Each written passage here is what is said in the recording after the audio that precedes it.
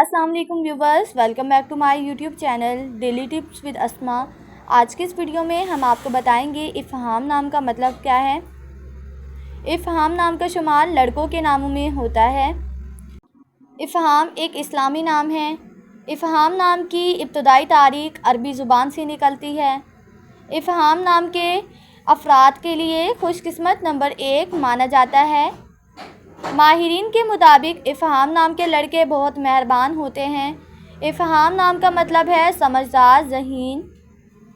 इफ़हाम नाम के अफराद के लिए खुशकिस्मत दिनों में जुमेरात और मंगल का दिन शामिल है। इफ़हाम नाम के अफराद के लिए मुवाफ़िक रंगों में सुर्ख और बनफसी रंग शामिल है।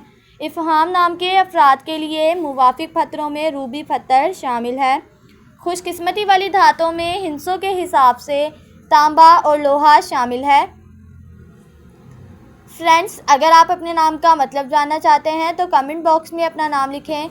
इंशाल्लाह हम आपके नाम की वीडियो ज़रूर बनाएंगे। Thanks for watching. अल्लाह हाफिज़।